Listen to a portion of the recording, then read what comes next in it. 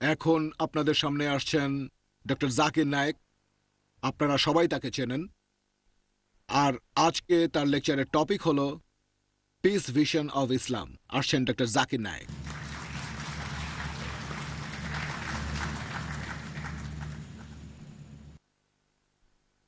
Alhamdulillah, wassalatu wassalam, ala rasulillah, wa ala alihi ashabi ajmain, amma ba'd.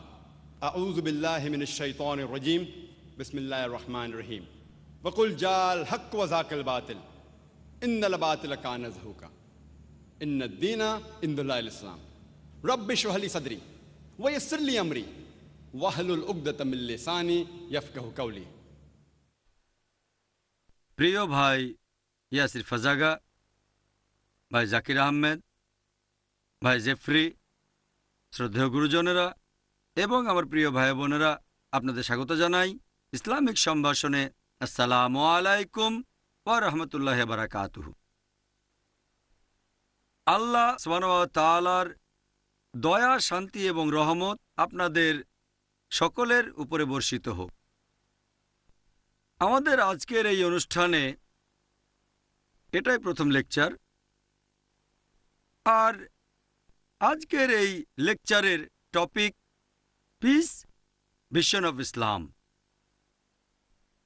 বর্তমানে আমরা দেখি যে আন্তর্জাতিক সব মিডিয়ায় হোক, সেটা আন্তর্জাতিক স্যাটেলাইট চ্যানেল, আন্তর্জাতিক নিউজ পেপার, আন্তর্জাতিক ম্যাগাজিন বা বিভিন্ন রেডিও স্টেশনে ইসলামের বিভিন্ন মিথ্যা খবর প্রচার করা হয়। ইসলামকে মিডিয়ায় ভুলভাবে উপস্থাপন করা হচ্ছে। আজকের এই লেকচারের প্রধান উদ্দেশ্য হচ্ছে সারা পৃথিবীর মানুষের সামনে ইসলামের সঠিক চিত্রটা তুলে ধরা, যাতে করে ইসলাম ধর্ম সম্পর্কে মানুষের মধ্যে ভুল ধারণা না থাকে। আমার লেকচারের শুরুতে কোরআনের একটা আয়াতের উদ্ধৃতি দিয়েছি। পবিত্র কোরআনের সূরা ইসরা অধ্যায় নম্বর 17 আয়াত 81 বলা হয়েছে, Wa qul ja'al haqq wa zaqal batil, innal batila kana zahuqa. যখন সত্য মিথ্যার সামনে দাঁড়ায়, মিথ্যা বিলুপ্ত হয়, কারণ মিথ্যা প্রকৃতিগত কারণেই বিলুপ্ত হয়ে যাবে। ইসলাম এসেছে যে আরবি শব্দটা থেকে, সেটা সালাম, যার অর্থ শান্তি। এখানে আরেকটা মূল আরবি শব্দ সিলম, যার অর্থ আল্লাহর কাছে নিজের ইচ্ছাকে সমর্পণ করা, আত্মসমর্পণ করা। তাহলে এক কথায় ইসলাম মানে আল্লাহর কাছে আত্মসমর্পণ করে শান্তি অর্জন করা। আর যে লোক আল্লাহর কাছে নিজেকে সমর্পণ করে শান্তি অর্জন করে, আরবিতে সে লোককে বলা হয় মুসলিম। মিডিয়ার কিছু ভুল ধারণা আছে, আর বিশেষ করে 2001-এর 11 সেপ্টেম্বরের পরে এটা অনেক বেশি বেড়ে গেছে। আমরা দেখতে পাই যে এই শান্তির ধর্ম ইসলামকে অন্যরা সবাই বলছে এটা সন্ত্রাসের ধর্ম। এই লেকচারের প্রধান উদ্দেশ্য ইসলামের সঠিক চিত্রটা তুলে ধরা। আপনারা ব্রোশিয়ার পড়লে দেখবেন আরও কিছু প্যাভিলিয়ন আছে, অনেক অনুষ্ঠান হচ্ছে। আরেকটা প্যাভিলিয়নে আপনারা দেখতে পাবেন সেখানে আছে প্রায় 275টা পোস্টার। এই পোস্টারগুলোর প্রধান উদ্দেশ্য হচ্ছে ইসলামের সঠিক চিত্র তুলে ধরা, যাতে করে মানুষ এই ধর্মটা সম্পর্কে জানতে আগ্রহী হয়। আপনারা নিউজ পেপারে দেখবেন সেখানে কিছু হেডলাইন আছে। হেডলাইনটা যদি আকর্ষণীয় হয়, মানুষ তাহলে পেপারটা পড়ে দেখে। আর যখন খবরটা পড়বেন, প্রথম প্যারাগ্রাফটা সেটা হয় সেই খবরের সারমর্মটা। এটা পাঠকের আকর্ষণকে আরো বাড়িয়ে দেয়। প্রথম প্যারাগ্রাফটা আকর্ষণীয় না হলে পাঠক সে খবরটা আর পড়ে না। তাহলে প্রথম প্যারাগ্রাফটা আকর্ষণীয় হতে হবে, যাতে করে পাঠকরা পেপারের খবরটা পড়তে বাধ্য হয়। আমাদের এই পোস্টারগুলো অনেকটা এই হেডলাইনের মতো, অথবা প্রথম প্যারাটার মতো। বিস্তারিত জানতে চাইলে অনেক বই পাবেন, সেগুলো এই এক্সিবিশনে আছে। যেমন ধরেন একটা পোস্টারে লেখা আছে বর্তমানে গসপেল ট্রুথ 1 নাম্বার, মুসলিমরা হচ্ছে সন্ত্রাসী। 2 নাম্বার, একটা 4 কোণা ত্রিভুজ। 3 নাম্বার, পৃথিবী সমতল। 4 নম্বর, 2 যোগ 2 সমান 5। এগুলো এখনকার গসপেল ট্রুথ। আমরা জানি যে ত্রিভুজের 4টা কোণা থাকতে পারে না। 4 কোণা ত্রিভুজ এটা ঠিক না। একইভাবে মুসলিমরা সন্ত্রাসী। মুসলিম হলো সেই লোক যে শান্তি অর্জন করে আল্লাহর কাছে আত্মসমর্পণ করার মাধ্যমে। সে সন্ত্রাসী হয় কিভাবে? দুটো জিনিস বিপরীত। 4 কোণা 3 কোণা ত্রিভুজ এরাও পরস্পর বিপরীত। পৃথিবী যে সমতল এটাও সত্যি নয়।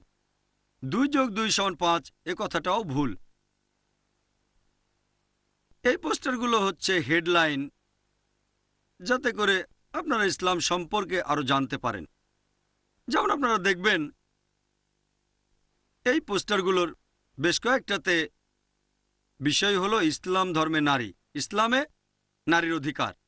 এরকম একটা পোস্টারে হিজাবের কথা বলা হয়েছে, অর্থাৎ মহিলাদের জন্য মার্জিত পোশাক। সংক্ষেপে পয়েন্টগুলো লেখা আছে সেখানে। মোট 6টা পয়েন্ট কোরআন ও হাদিস অনুযায়ী মহিলারা কিভাবে পোশাক পরবে। পুরো শরীর ঢাকা থাকবে, শুধু মুখ আর হাতের কবজি বাদে। অনেক বিশেষজ্ঞ বলেন এগুলো ঢাকতে হবে। দ্বিতীয়টা, তাদের পোশাকটা এমন আঁটোসাঁটো হবে না যাতে শরীরের গঠন বোঝা যায়, ঢিলেঢালা হবে। তৃতীয়ত, পোশাকটা স্বচ্ছ হবে না। চতুর্থ, পোশাকটা খুব আকর্ষণীয় হবে না যাতে করে বিপরীত লিঙ্গ আকৃষ্ট হয়। পঞ্চম, পোশাকটা বিপরীত লিঙ্গের পোশাকের মতো হবে না।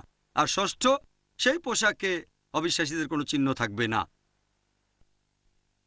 আমাদের এই এক্সিবিশনে আরও লেকচার শুনবেন। পিস টু হিউম্যানিটি,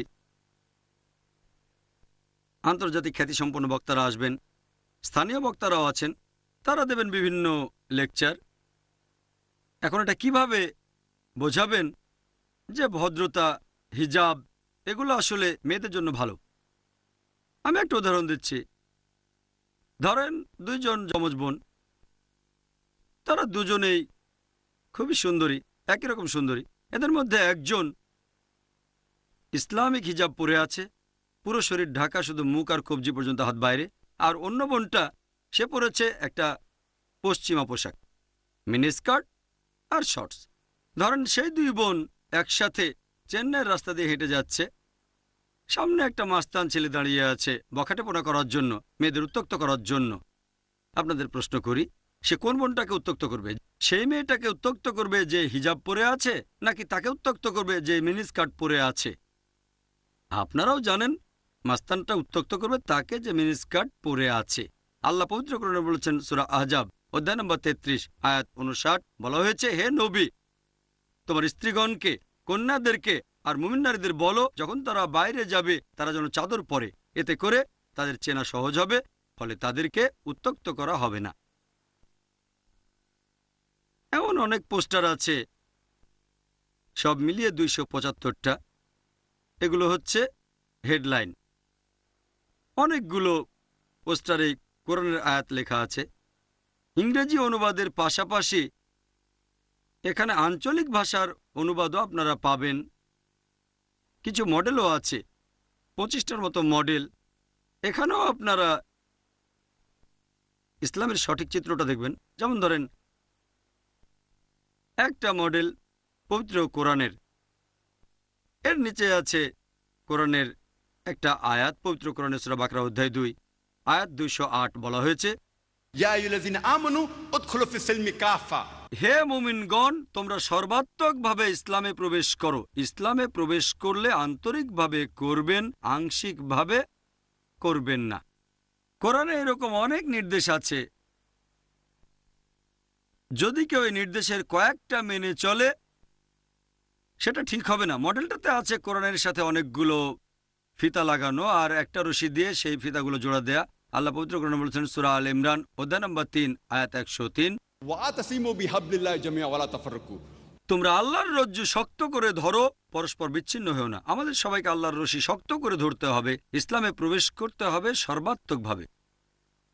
যদি ইসলামের মাত্র একটা নির্দেশ মানেন যে আচ্ছা ঠিক আছে আমি দান খয়রাত করব কিন্তু নামাজ পড়ব না, আমি হজ করতে মক্কায় যাব না, এগুলোও ইসলামের অংশ। অথবা কেউ হয়তো বলতে পারে যে আমি হজ করতে যাব কিন্তু দান খয়রাত করব না। আল্লাহ পবিত্র কোরআনে বলেছেন, সৃষ্টিকর্তা বলেছেন যে তোমরা ইসলাম মেনে চলবে পুরোপুরি। তাহলে যদি রশিটা ধরেন, আল্লাহ তাআলার সব আদেশ মানেন, শুধু তখনই আপনি পাবেন সত্যিকারের শান্তি, ইহকালের শান্তি আর পরকালের শান্তি। আমরা বিশ্বাস করি যে আমরা এই শান্তির বাণী শুধু গুরুজন বা বয়স্কদেরই শোনাবো না, এদের পাশাপাশি মানুষকে শান্তির বাণী শোনাবো একেবারে ছোটবেলা থেকে। এখনকার দিনে আমরা দেখি যে বর্তমানের এই পৃথিবীতে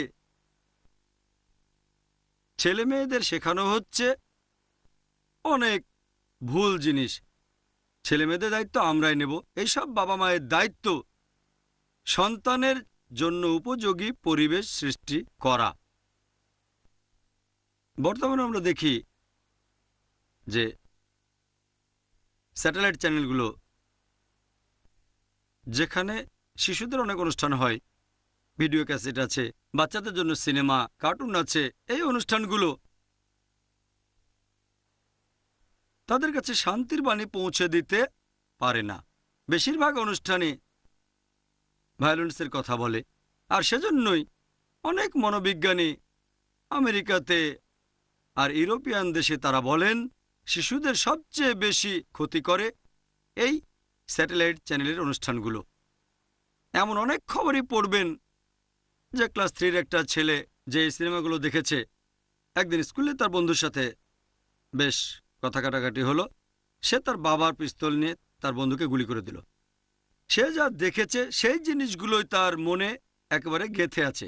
শিশুরা যা দেখে সে জিনিসগুলোই তারা অনুকরণের চেষ্টা করে। আমরা বলবো মানুষকে যে শিশুদের এই ভায়োলেন্ট সিনেমা দেখা উচিত না, যে সিনেমা তাকে শান্তির পথ থেকে দূরে নিয়ে যায়। আমরা এই শিশুদেরকে এমন ভিডিও দেখাবো যেটা শান্তির কথা বলে। এরকম অনেক ইসলামিক কার্টুন আর অ্যানিমেশন আছে যেগুলো ইসলামের সঠিক চিত্র তুলে ধরে, শান্তির চিত্র তুলে ধরে। আর এ ধরনের শিক্ষা পেলে এই শিশুরাও তাহলে শান্তিপ্রিয় হবে। আমাদের এখানে অনেক কার্টুন আছে, অনেক অ্যানিমেশন, এগুলো বিশেষভাবে শিশুদের জন্য বানানো হয়েছে, 3 থেকে 12 বছরের শিশুদের জন্য। শিশুদের জন্য এখানে অডিও ক্যাসেটও আছে। বেশিরভাগ অডিও ক্যাসেট নার্সারি লেভেলের জন্য। শিশুদের যে ছড়াগুলো শেখানো হয় তাতে কোনো মেসেজ থাকে না। যেমন ধরুন আমি স্কুল থাকতে একটা ছড়া, The poem, Baba, black sheep, have you any wool? Yes, sir, 3 bags full. One for my master, one for my dame, and one for my person who lay down the rail. তারপর We are Jack and Jill went up the hill to fetch a pail of water. এগুলোতে কিছু message আছে, নতুন শব্দ শিখতে পারবে। তবে এখানে নতুন ইংরেজি শব্দ শেখার পাশাপাশি, যেমন ধরেন জ্যাক অ্যান্ড জিল, এই ছড়াটাতে বলা হচ্ছে যে একটা ছেলে আর একটা মেয়ে পাহাড়ে গেল, বা ব্ল্যাক শিপ একটা মেয়ের কথা বলছে। তখন এই শিশুটা মনে করে যে ভালোই তো, ছেলে আর মেয়ে তারা একসাথে থাকতে পারবে, বন্ধু হতে পারবে। সত্যি বলতে শিশুদের কাছে শান্তির সঠিক বার্তাটা পৌঁছাতে হবে। এখানে অডিও ক্যাসেট আছে, ইসলামিক অডিও ক্যাসেট, ইসলামিক গান, বিভিন্ন দেশের শিল্পীদের গাওয়া গান, আমেরিকা, ইংল্যান্ড, সিঙ্গাপুর, মালয়েশিয়া। এরকম একটা উদাহরণ দেই। I am very strong. I am very strong. I love Allah. He is my best friend. আমার গলা খুব একটা ভালো না, বা ইউসুফ ইসলাম থাকলে ভালো হতো, তিনি আরো ভালো করে গাইতে পারতেন। এই ছড়াগুলো আর ইসলামিক গান, I am very strong. I love Allah. He is my best friend. তো এগুলোতে শিশুরা নতুন শব্দ শেখার পাশাপাশি সৃষ্টিকর্তা আল্লাহর কাছাকাছি চলে আসবে। এরকম অনেক গান, যেমন ধরেন the children of the world, এখানে দেখানো হয়েছে যে ইসলাম সব শিশুকে একত্রিত করেছে। Africa, America, England, Singapore, Malaysia, সব শিশুকে একত্রিত করেছে। এছাড়াও কিছু গানে পশু পাখির কথা বলা হয়েছে। They are Muslims too. So let's watch what we do. Let's do what we can for the creatures of Islam. এভাবে শিশুরা শিখছে যে পশু পাখি তারাও আসলে মুসলিম, তাদেরও সৃষ্টিকর্তা আল্লাহ তাআলা। আমরা তাদের ভালোবাসবো, তাদের শ্রদ্ধা করব, তাদের ক্ষতি করব না, হোক সেটা পশু বড় বা ছোট, হোক বেটে বা লম্বা। এই গানগুলো এখানে শিশুরা নতুন শব্দ শিখতে পারে, পাশাপাশি তারা শান্তির বাণীর কাছাকাছি আসবে। মনে আছে আমার যখন ছোট ছিলাম, 70-এর শেষের দিকে আর 80-র প্রথম দিকে, সে সময় কোনো কম্পিউটার ছিল না, এক ধরনের খেলনা কম্পিউটার ছিল, সেখানে বাটনে চাপ দিলে গান। আমার এক বন্ধুর এরকম একটা খেলনা ছিল, বাটনে চাপ দিলে গান শোনা যেত, বিট ইট। আমার বন্ধু মাইকেল জ্যাকসনের গান শুনতো, অথবা ফাঙ্কি টাউন। এখানে শিশুদের জন্য এরকম খেলনা কম্পিউটার, যখনই একটা বাটনে চাপ দেবেন তখন শুনতে পাবেন কোরআন তেলাওয়াত। Alhamdulillahi Rabbil Alameen, Ar-Rahmanir Rahim, Maliki Yawmiddin. যা হোক, আমি কারি নই। এভাবে একজন শিশু বিনোদনের পাশাপাশি সে আল্লাহ তাআলার কাছাকাছি আসবে, শান্তির কাছাকাছি আসবে। এখনকার দিনে শিশুদের অনেক গেমস আছে, এগুলো বিনোদনের জন্য তাদের। ইসলাম ধর্মে বিনোদন আছে, তবে সেটাকে হালাল হতে হবে। এটা তাদের উপকার করবে, কোনো ক্ষতি করবে না। আপনারা দেখবেন এখনকার দিনের একটা গেম হচ্ছে লোটো বা লটারি। এটা হচ্ছে আসলে একটা জুয়া। আর পবিত্র কোরআনের সূরা মাইদা অধ্যায় 5 আয়াত 90 আল্লাহ বলেছেন, Ya ayyuhallazina amanu, হে মুমিনগণ, innamal khamru wal maisiru নিশ্চয়ই মদ এবং জুয়া খেলা, wal anzabu wal aslamu মূর্তি পূজার বেদী এবং ভাগ্য নির্ণায়ক স্বর, rijsun min amali shaytan এগুলো সব শয়তানের কাজ। fajtanibu la'allakum tuflihun. তোমরা এগুলো হতে বিরত থাকো যাতে সফল কাম হতে পারো। আমরা এই গেমগুলোর বদলে শিশুদের ইসলামিক গেম তুলে দেব। আর কিছু গেমস আছে যেগুলোতে ক্ষতি নেই, শিশুরা বিনোদন পায়, কিন্তু এতে তারা সত্যের কাছাকাছি আসতে পারে না। এরকম একটা খেলা হচ্ছে সাপ লুডু। এটার ইসলামিক ভার্সনটা বানানো হয়েছে ইংল্যান্ডে। গেমটার নাম স্লোপস অ্যান্ড ল্যাডার্স। একেবারে শুরুতে আছে বিসমিল্লাহ, আল্লাহর নামে শুরু করছি। কয়েক ঘর সামনে গেলেই দেখবেন লেখা আছে, তুমি প্রত্যেকদিন নামাজ আদায় করেছো, মই বেয়ে তুমি উপরে উঠে যাও। এভাবে তুমি তোমার সৃষ্টিকর্তাকে ধন্যবাদ জানাচ্ছ। কয়েক ঘর গেলেন, তুমি তোমার বাবা মাকে সম্মান করো না, মই বেয়ে নেমে যাও, আল্লাহ তাআলা তোমার প্রতি সন্তুষ্ট না। আরও কয়েকটা ঘর গেলেন, তুমি প্রত্যেকদিন কোরআন পড়ো, মই বেয়ে উপরে উঠে যাও, তুমি তোমার সৃষ্টিকর্তার কাছ থেকে নির্দেশনা পাচ্ছ। কয়েক ঘর গেলেন, তুমি মিথ্যে কথা বলেছ, মই বেয়ে নেমে এসো। এই গেমগুলোতে শিশুরা আনন্দ পাওয়ার পাশাপাশি সত্যের বাণীটাও পাবে যে বাবা মাকে সম্মান করতে হবে, মিথ্যে কথা বলা উচিত না, আল্লাহকে ধন্যবাদ জানানো উচিত। শেষ আসমানি কিতাব কোরআনের দিক নির্দেশনাও পাবে তারা। ইসলাম ধর্মেও বিনোদন আছে, তবে সেটা হবে পজিটিভ। আরও গেমস আছে। ছোটবেলায় আমরা একটা গেম খেলতাম, সেই গেমটার নাম মনোপলি, ব্যবসা নিয়ে খেলা। এখানে শিশুরা শেখে কিভাবে ব্যবসায়ী হতে হয়, বিভিন্ন জিনিস কেনাবেচা করে। এখানে এমন একটা গেম আছে যার নাম স্টেপস টু প্যারাডাইস। এই গেমটাও ইংল্যান্ড থেকে এসেছে। এখানে একটা শিশুকে শেখানো হয় জান্নাতে যেতে হলে কি করতে হবে, কিভাবে বেচতে যাওয়া যায়। আর এখানে ডলার বা টাকার বদলে পাবেন সওয়াব, যেমন 5,000 সওয়াব, 10,000 সওয়াব, 20,000 সওয়াব। ধরেন খেলা শুরু করলেন, বলা হলো যে তুমি প্রত্যেকদিন নামাজ পড়েছ, তুমি পুরস্কার পাবে 20,000 সওয়াব। এরপর কিছুটা সামনে গেলেন, তুমি নাচের পার্টিতে গেছো, তোমার জরিমানা হবে 10,000 সওয়াব। আরও কিছুটা সামনে গেলেন, তুমি মিথ্যে কথা বলেছ, তোমার জরিমানা হবে 5,000 সওয়াব। সব শিশুরা আগ্রহ পাবে, তাহলে নাচের পার্টিতে যাবে না এই খেলাটা খেললে। সেখানে যাবে না কারণ গেমটাতে জিততে চায়। এই গেমগুলো বাচ্চাদের আনন্দ দেওয়ার পাশাপাশি তাদের আল্লাহ তাআলার কাছাকাছি নিয়ে আসে। শিশুরা জিগসা পাজল খেলে, বিভিন্ন জিনিস বানায়, আইফেল টাওয়ার, তাজমহল ইত্যাদি। এখানে জিগসা পাজল পাবেন কাবা শরীফের, মসজিদে নববীর। শিশুরা লেগো দিয়ে গাড়ি, এরোপ্লেন ইত্যাদি বানায়। এখানকার লেগো দিয়ে তারা বিভিন্ন রকম মসজিদ বানাবে। লেগো দিয়ে তারা বিভিন্ন টাইপের মসজিদ বানাবে। এভাবে তারা এই হাদিসটাও মানবে যে এই পৃথিবীতে একটা মসজিদ বানাবে, সে জান্নাতে একটা বাড়ি পাবে। এগুলোকে প্রচার করতে হবে শুধু ইন্ডিয়াতেই নয়, সারা পৃথিবীতেই। একজন বিশেষজ্ঞ বুঝতে পারবেন যে এটার গুরুত্ব কতখানি। ইসলামকে উপস্থাপন করা, এটা একজন দায়ী বুঝতে পারবেন। বর্তমানে এই জিনিসটার খুবই প্রয়োজন, ইসলামকে উপস্থাপন করা। এটা মুসলিম হিসেবে আমাদের দায়িত্ব। বর্তমানে মানুষের মধ্যে যে ইসলাম সম্পর্কে ভুল ধারণাগুলো আছে সেগুলো দূর করা, এটা আমাদের দায়িত্ব যে আমরা ইসলামকে প্রচার করব। আল্লাহ পবিত্র কোরআনে বলেছেন, সূরা আলে ইমরান অধ্যায় নম্বর 3 আয়াত নম্বর 110, আল্লাহ বলেছেন, কুনতুম খায়রা উম্মাতিন উখরিজাত লিন-নাস। তোমরা শ্রেষ্ঠ উম্মত, মানব জাতির জন্য তোমাদের আবির্ভাব হয়েছে। আল্লাহ আমাদের সম্মানিত করেছেন, বলেছেন খায়রা উম্মাহ, শ্রেষ্ঠ উম্মত। সম্মান থাকলে দায়িত্ব পালন করতে হবে। দায়িত্বের কথাটা কোরআনের এই আয়াতেই বলা হয়েছে। এরপরে আল্লাহ বলেছেন, তা'মিরুনা বিল মারুফি ওয়া তানহাউনা আনিল মুনকার ওয়া তু'মিনুনা বিল্লাহ। কারণ তোমরা সৎ কাজে নির্দেশ দাও, অসৎ কাজে নিষেধ করো এবং আল্লাহকে বিশ্বাস করো। আল্লাহ যে কারণে আমাদের খায়রা উম্মাহ বলেছেন, শ্রেষ্ঠ উম্মত, তার কারণ আমাদের উচিত সৎ কাজে নির্দেশ দেওয়া, অসৎ কাজে নিষেধ করা এবং আল্লাহকে বিশ্বাস করা। যদি সৎ কাজে নির্দেশ না দেই আর অসৎ কাজে নিষেধ না করি, তাহলে আমরা মুসলিম হওয়ার যোগ্য নই। তাহলে বলতে পারবো না যে আমরা শান্তি প্রচার করি আর আল্লাহর কাছে আত্মসমর্পণ করি। তাহলে আমরা খায়রা উম্মাহ বা শ্রেষ্ঠ উম্মত হওয়ার যোগ্য নই। আর বর্তমানে যখন ইসলামকে উপস্থাপন করব, সেটা ভালোভাবে করা উচিত। আমাদের নবীজি মুহাম্মদ সাল্লাল্লাহু আলাইহি ওয়াসাল্লাম আর হযরত ওমর রাদিয়াল্লাহু আনহু তারাও এটার উপরে জোর দিয়েছেন।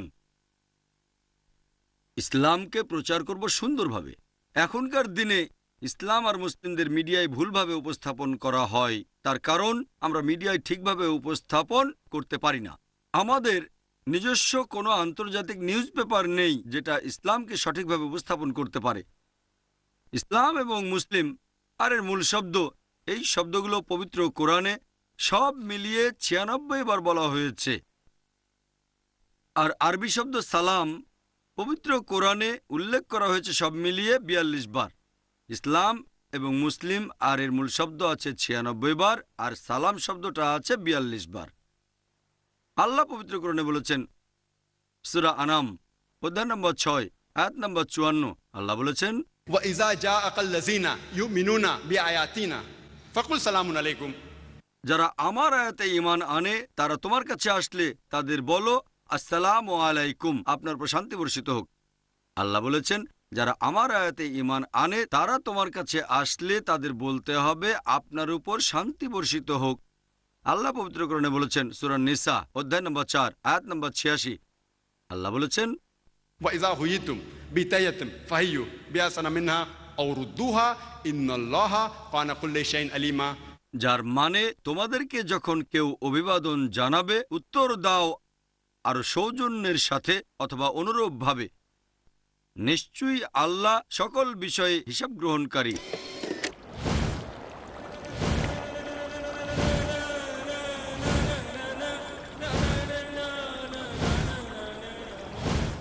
আল্লাহ পবিত্র কোরআনে বলেছেন, সূরা নিসা অধ্যায় নম্বর 4 আয়াত নম্বর 86, আল্লাহ বলেছেন, ওয়া ইযা হুয়িতুম বিতায়াতিন ফাহিয়ু বিআসানা মিনহা আও রুদ্দুহা ইন্নাল্লাহা কানা কুল্লি শাইইন আলিমা।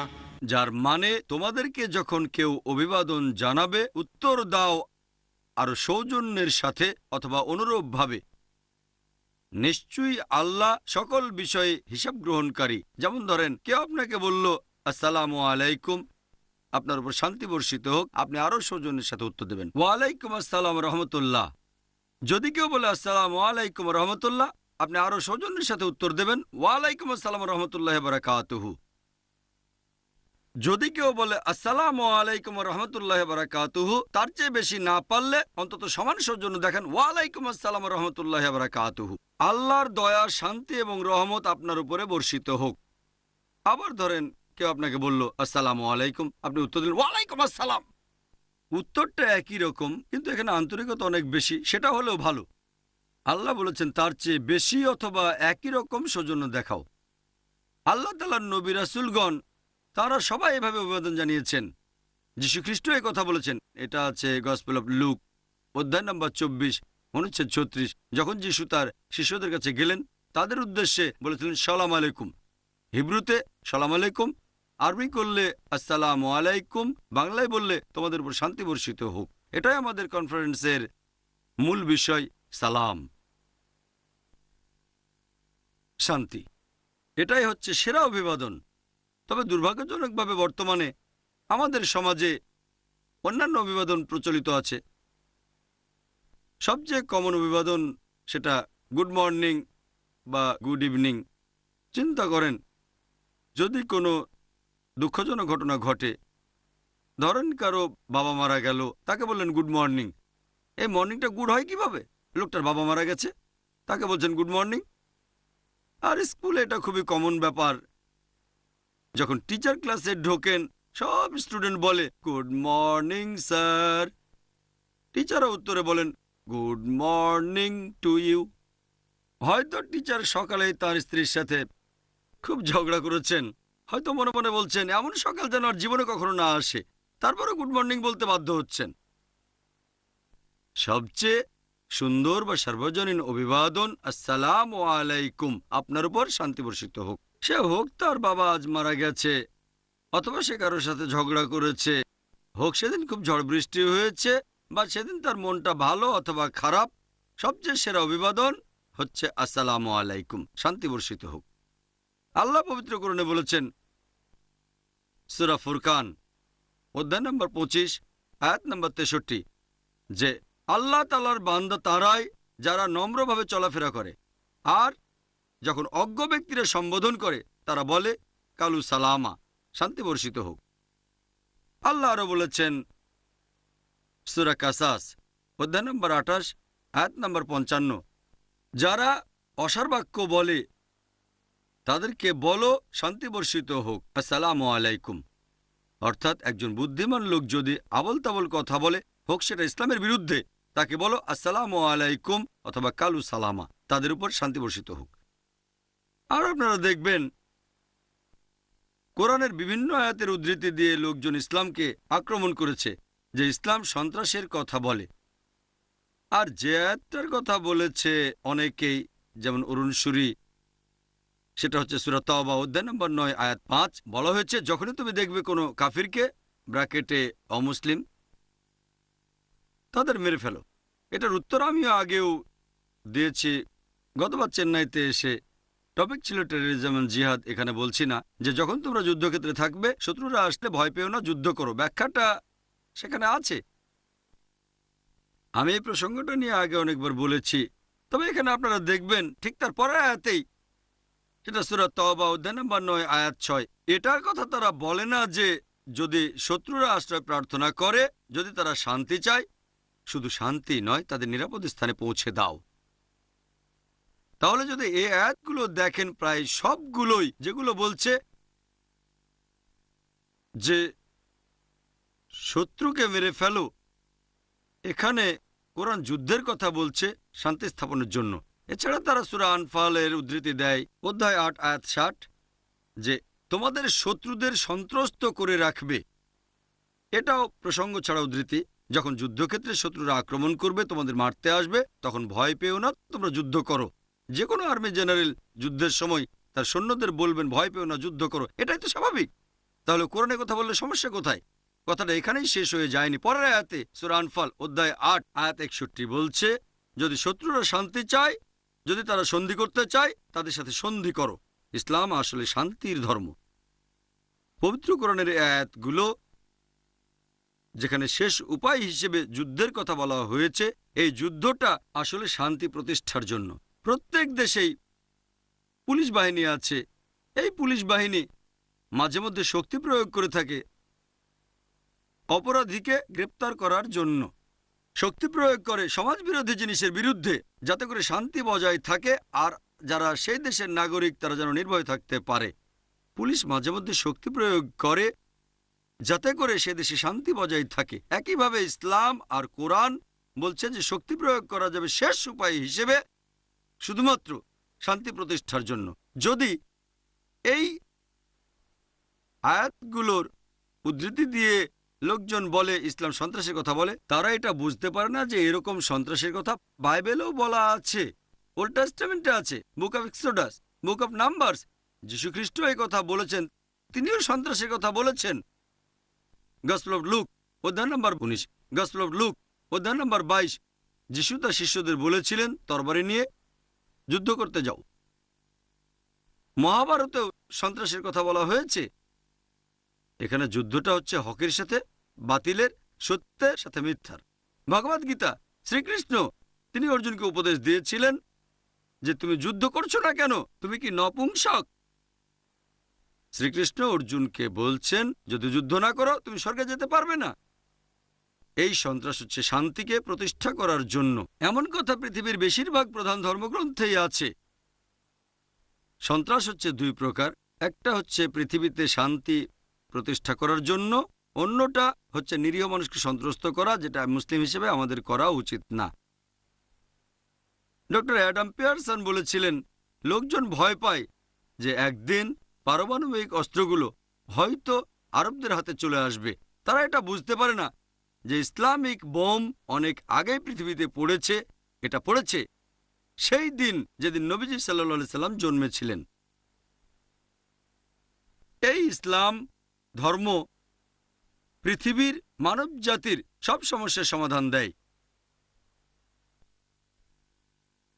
এই চূড়ান্ত ও সর্বশেষ কিতাব আল্লাহ তাআলার ওহী, এখানে মানুষের সব সমস্যার সমাধান পাওয়া যাবে। এক নাম্বার, যে এই পৃথিবীর সব মানুষ মেনে নেব যে আমাদের স্রষ্টা তিনি কেবলমাত্র একজন। যদি আমরা মানি যে পৃথিবীর সব মানুষের স্রষ্টা, হোক সে থাকে আমেরিকায়, কানাডায়, ইউকে, ইন্ডিয়ায়, সৌদি আরবে, আমাদের সবার স্রষ্টা এক, আল্লাহ সুবহানাহু ওয়া তাআলা। এটাই হলো শান্তির প্রথম কথা। কোরআন বলছে সূরা মাইদা অধ্যায় নম্বর 5 আয়াত 32 যে যদি কেউ কোনো মানুষকে হত্যা করে, যদি সেটা নরহত্যা বা ধ্বংসাত্মক কাজের অপরাধে না হয়, তাহলে সে যেন পুরো মানবজাতিকে হত্যা করলো। আর যদি কেউ কোনো মানুষের জীবন বাঁচায়, তাহলে সে যেন পুরো মানবজাতিকে বাঁচালো। কোরআন বলছে যদি কেউ, হোক মুসলিম বা অমুসলিম, অন্য কোনো মানুষকে হত্যা করে, হোক মুসলিম বা অমুসলিম, যদি সেটা নরহত্যা বা ধ্বংসাত্মক কাজের অপরাধে না হয়, যথার্থ কারণ ছাড়া, তাহলে সে যেন পুরো মানবজাতিকেই হত্যা করল। আর যদি কেউ কোনো মানুষের জীবন বাঁচায়, হোক মুসলিম বা অমুসলিম, তাহলে সে যেন পুরো মানবজাতিকেই রক্ষা করল। আল্লাহ কোরআনে বলেছেন যে তোমরা দান করো। প্রত্যেক ধনী লোক যাদের সম্পত্তি নিসাব লেভেলের চেয়ে বেশি, 85 গ্রাম স্বর্ণের চেয়ে বেশি, তারা প্রত্যেকে হিজরি সনে উদ্বৃত্ত সম্পত্তির 2.5% দান করবে। এটাকে বলা হয় জাকাত। যদি সব ধনী লোক জাকাত দেয়, পৃথিবীতে দারিদ্রতা বলে কিছু থাকবে না, কোনো মানুষই না খেয়ে মারা যাবে না।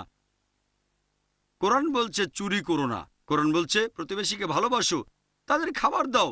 নবীজি সাল্লাল্লাহু আলাইহি সাল্লাম বলেছেন সে সত্যিকারের মুসলিম না যে ভরা পেটে থাকে কিন্তু তার প্রতিবেশী ক্ষুধার্ত থাকে। একজন প্রশ্ন করল আমার প্রতিবেশী কে? নবীজি বললেন আশেপাশের 40টা ঘর তোমার প্রতিবেশী। পবিত্র কোরআনে সূরা বাকারা অধ্যায় 2 আয়াত 188 বলছে অন্যের সম্পত্তি অন্যায়ভাবে গ্রাস করার জন্য বিচারকের সামনে তোমার ধন সম্পত্তি পেশ করো না, কারণ ঘুষ দেওয়া এবং ঘুষ নেওয়া নিষিদ্ধ কোরআনে।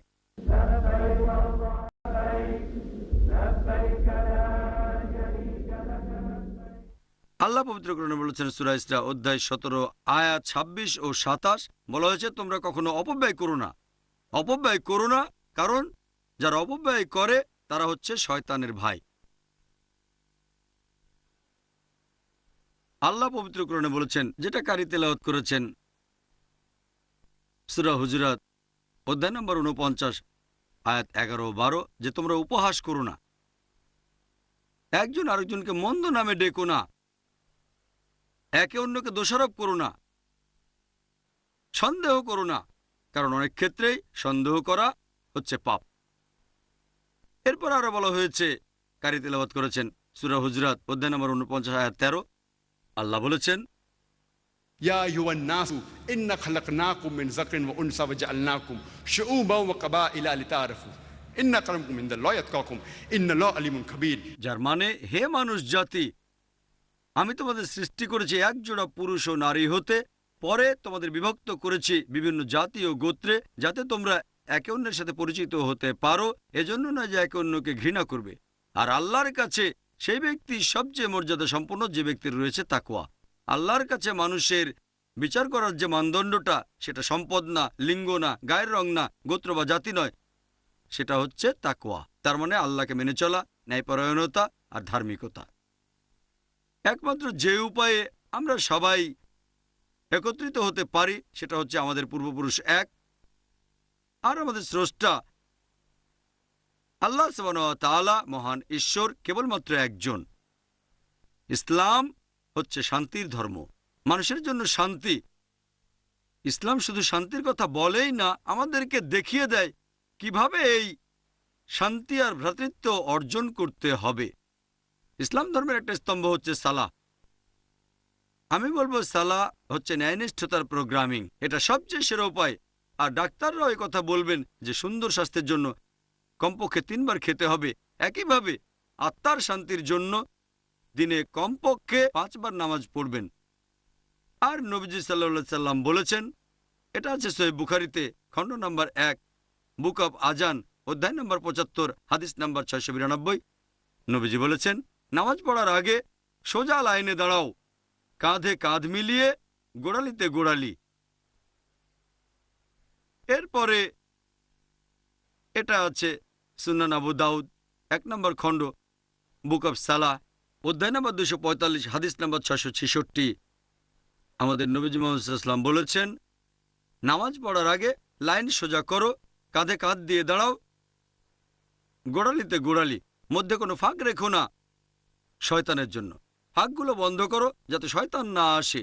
এখানে নবীজি যে শয়তানের কথা বলেছেন সেটা জাতি আর বর্ণের পার্থক্য।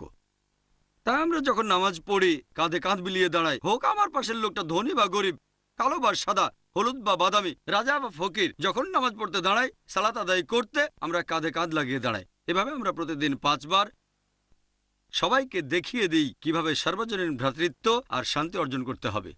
আন্তর্জাতিক সার্বজনীন ভ্রাতৃত্বের সবচেয়ে সেরা উদাহরণ আর শান্তির, সেটা ইসলামের 5 নম্বর স্তম্ভ হজ।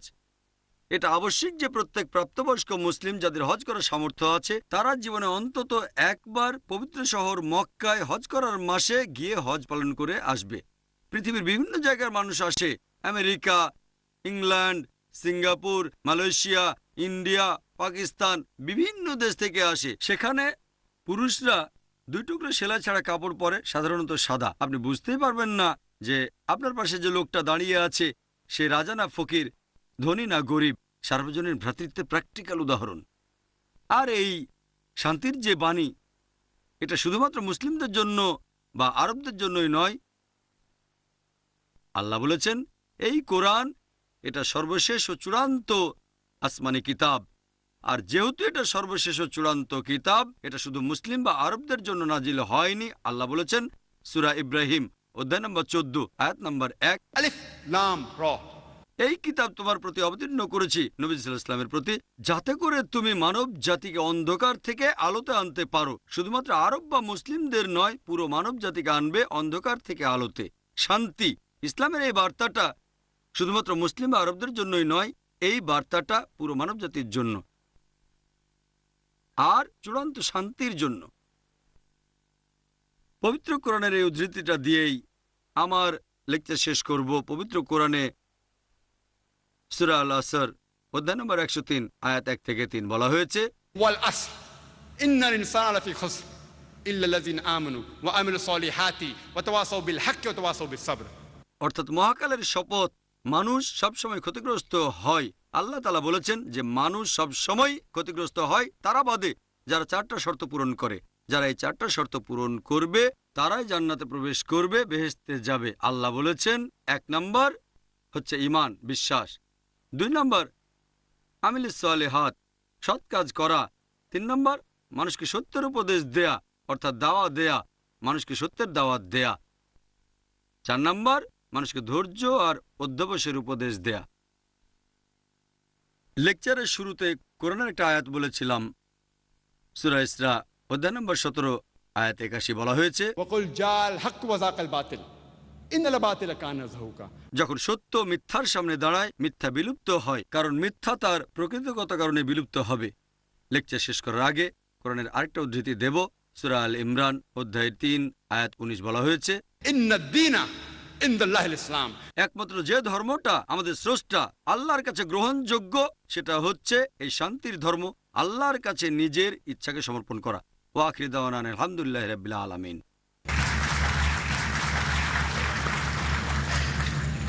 জাযাকাল্লাহ খায়ের। এবারে শুরু হচ্ছে আমাদের অনুষ্ঠানের দ্বিতীয় অংশ, প্রশ্ন ও উত্তর পর্ব।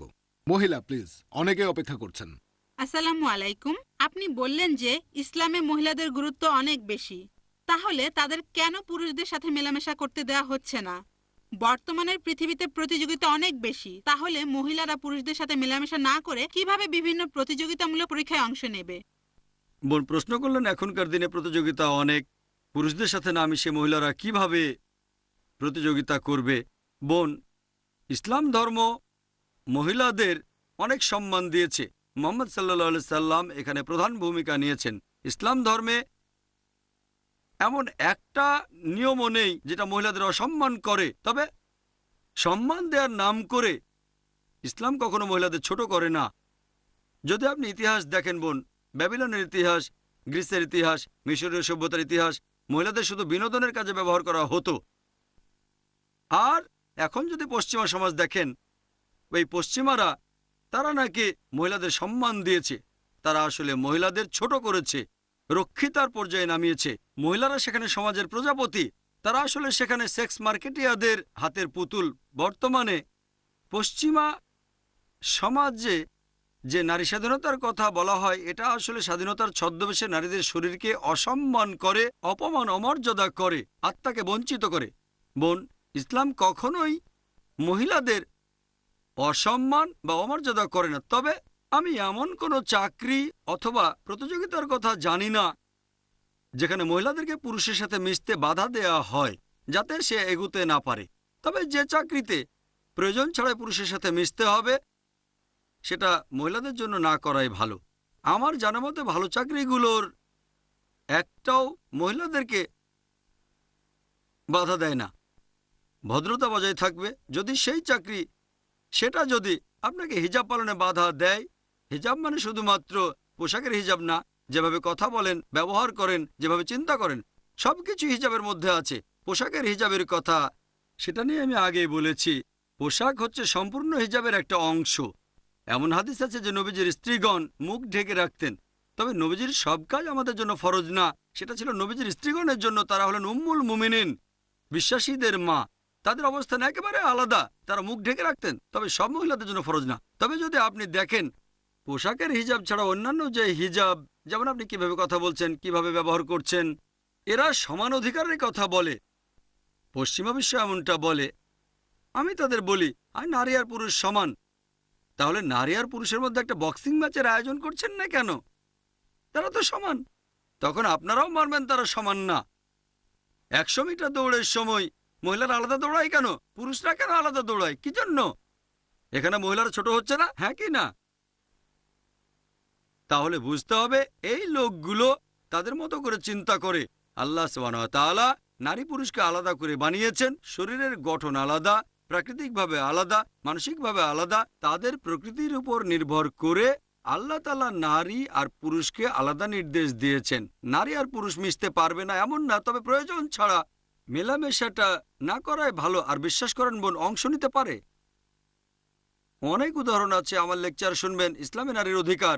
বোন, অনেক দৃষ্টান্ত আছে। এখন পশ্চিমা বিশ্বে পরীক্ষা দেওয়ার সময় নারী পুরুষ একসাথে বসে, সেখানে মনে করা হয় তারা সমান, কিন্তু 100 মিটার দৌড় বা বক্সিং এর সময় তাদের সমান মনে করা হয় না। পশ্চিমা বিশ্ব এভাবেই নিয়ম করেছে যে এখানে অংশ নিতে পারবে আর ওখানে অংশ নিতে পারবে না। তবে এ ব্যাপারে আমাদের স্রষ্টা আল্লাহ তাআলাই সবচেয়ে ভালো জানেন।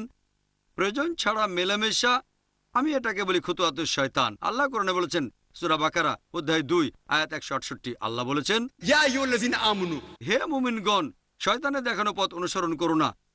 বেশিরভাগ জায়গায় আল্লাহ বলেছেন শয়তানের দেখানো পথে যেও না, শয়তানের দেখানো পথে যেও না, এটা ঠিক, সেটাও কয়েকবার আছে, তবে বেশিরভাগ সময়ে শয়তানের দেখানো পথ অনুসরণ করো না। আমি একটা উদাহরণ দিচ্ছি, শয়তানের দেখানো পথের উদাহরণ, যে ধরেন একজন সাধারণ মুসলিমের কাছে এক মেয়ে এসে বলল, চলো রাতটা একসঙ্গে কাটাই। একসঙ্গে রাত কাটাবো? হারাম, এটা নিষিদ্ধ।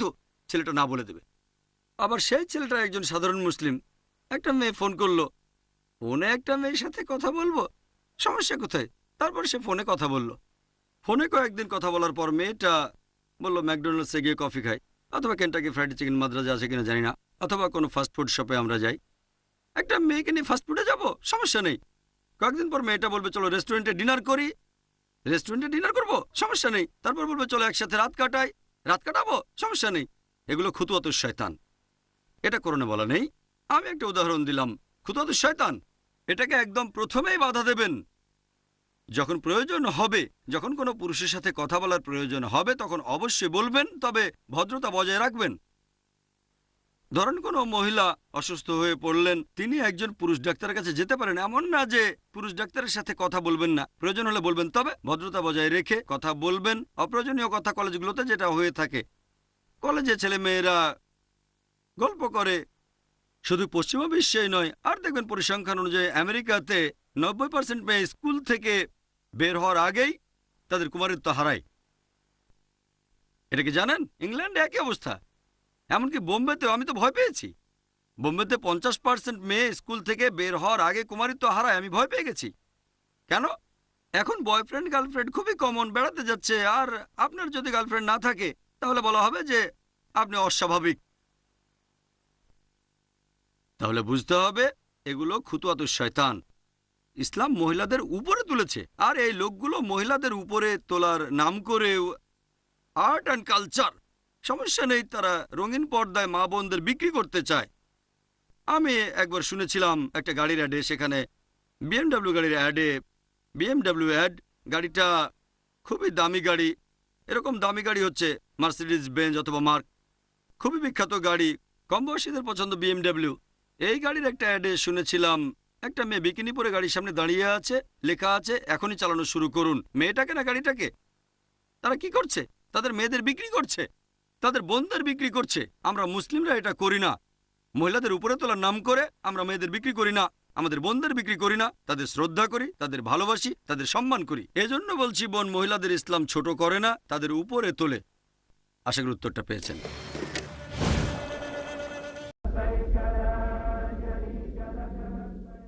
அஸ்ஸலாமு அலைக்கும். என்னிடத்தில் ஒரு சகோதரர் அவர் கேட்டார்கள், ভাই আন্তর্জাতিক সময়রেখা বা ডেডলাইন সম্পর্কে জানতে চাচ্ছেন।